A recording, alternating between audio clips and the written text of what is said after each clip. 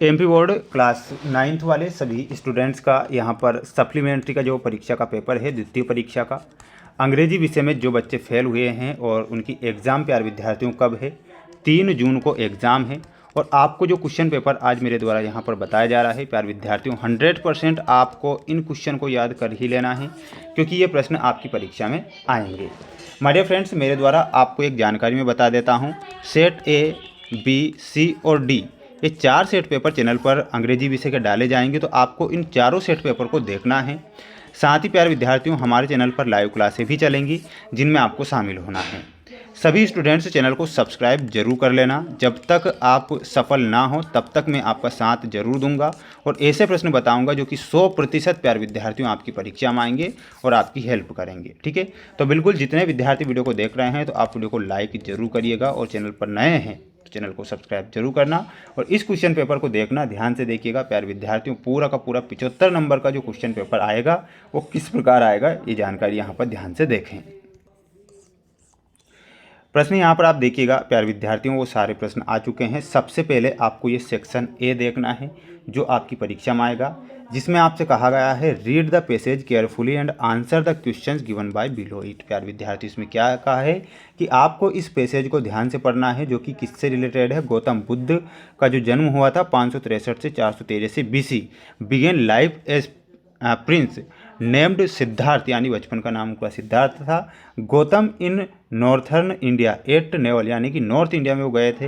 He was a sent away to schooling in the Hindu sacred scriptures and 4 year later to return home to marry a princess, यानी कि उन्होंने शिक्षा प्राप्त करके शादी वगैरह की।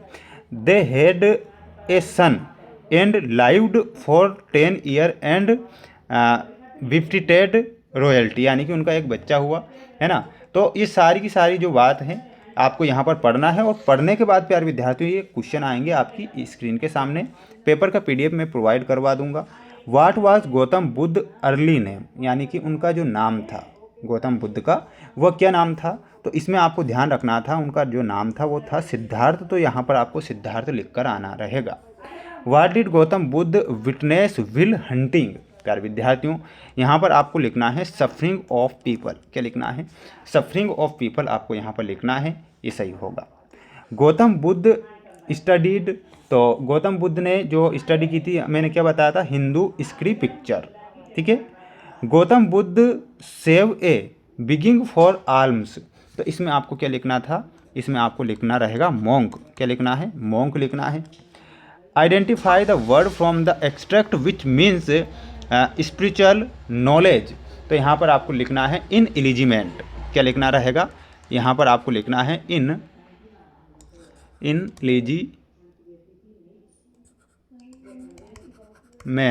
ठीक है, तो ये आपको यहाँ पर लिखना है, स्क्रीनशॉट आप ले लीजिए।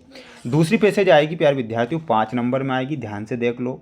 ये जो necessity is indeed the mother of innovation ways was areas in a around lay began a experience water shortage life didn't grand to a health, तो इससे रिलेटेड है, स्क्रीनशॉट ले लीजिए। इनके आंसर में बता देता हूँ जल्दी से, समय नहीं है और पूरा पेपर है आपके पास।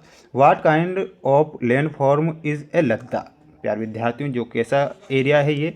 कोल्ड डेजर्ट एरिया है। कैसा है? जो लद्दाख है कोल्ड यानी कि ठंडा एरिया है, ये आपको लिखना है। इसके बाद देखिएगा प्यार विद्यार्थियों, आपकी स्क्रीन के सामने अगला प्रश्न आएगा, मैं पूरा पेपर बताऊंगा। हु वाज ए चिवोंग नॉर्फेल, तो यहाँ पर आपको क्या लिखना है? A retired civil engineer. Option number D लिखना है।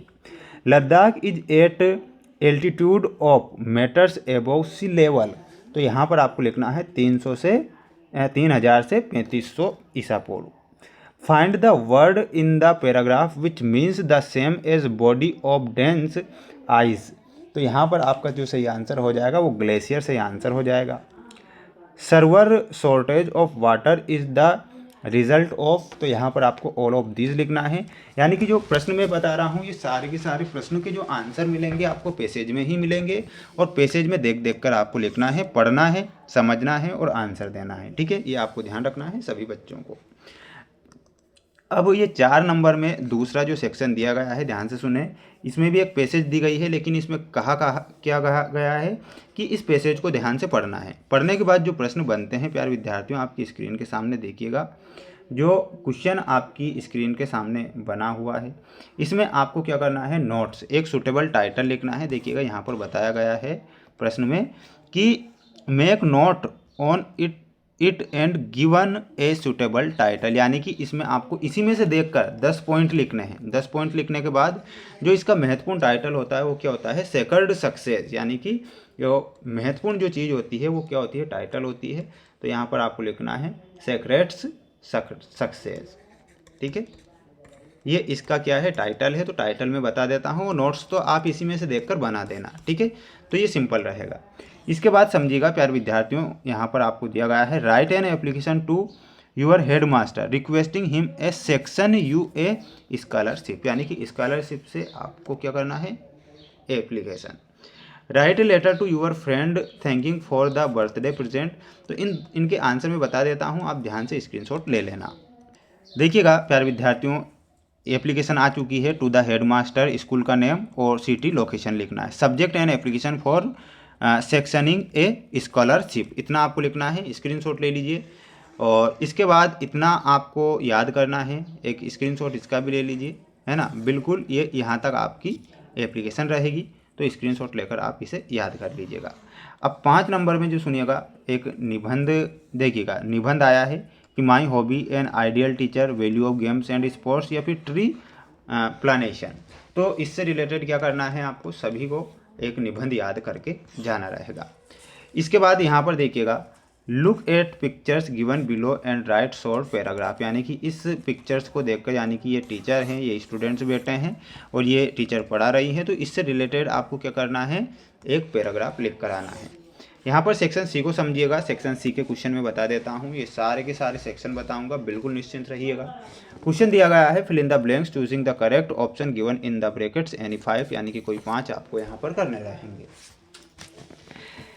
समझ लीजिए, ये सेक्शन सी आपके लिए सबसे ज़्यादा महत्वपूर्ण साबित होगा और इन्हें याद करना है। Work hard you will fail, तो यहाँ पर आपको बताया गया है और, सो या फिर इफ़, तो इसमें आपको किसका प्रयोग करना है, और का प्रयोग करना है। वर्क हार्ड और यू विल फेल।